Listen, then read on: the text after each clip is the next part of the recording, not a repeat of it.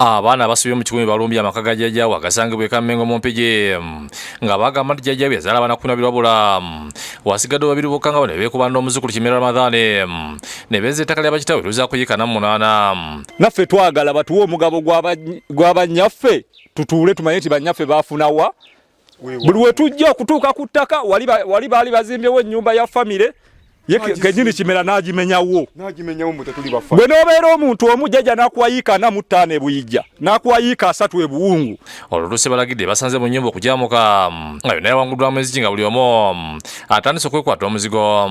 Guno gwange nzaasirafu guno gwange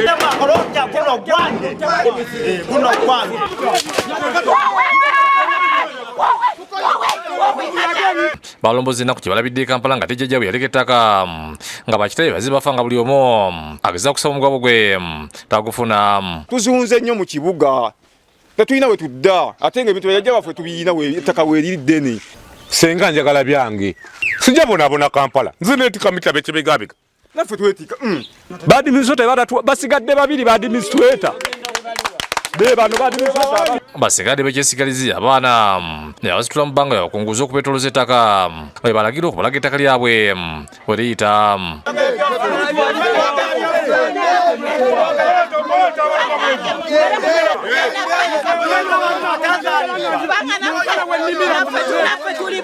Basinga okubadde nabyo nga Anifa ne Zamu Nakimera batudde wansi ne balajjanira abaana bano okubasonyiwa.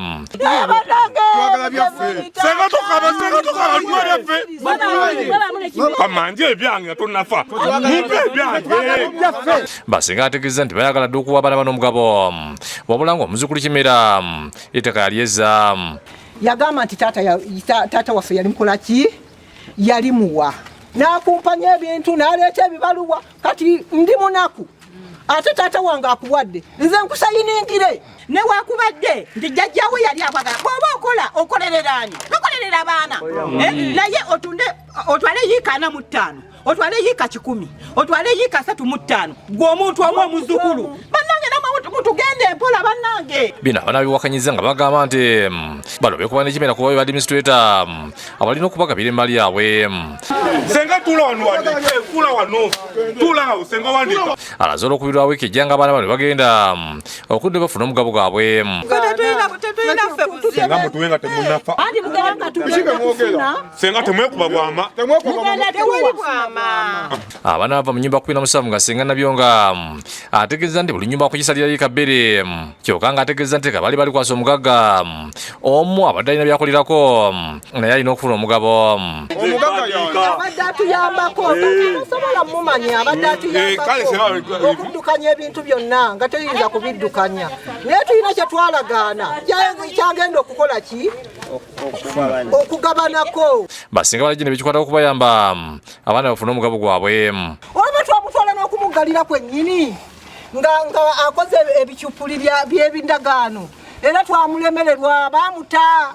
Basinga bawandiisa endagaano era buli mwana n'agisaako omukono nga bategeeza nti jjajjaabwe yaleka essomero ku kyalo wabula mu kiseera kino enzigi z'ebibiina zaawanguddwamu. Oluvuddwa ne batambudde mu kungujjo okutuuka ku nnyumba amatiri bona yazimbibwa ku kijjanga ya Kimera ne baagala okugikoona. Basinzira abasirikale ne balemesa ng'ekiri bakimalire ku lugalo lwa Kimera ate bakubifa ne bakuba nga poliisi bataasiza.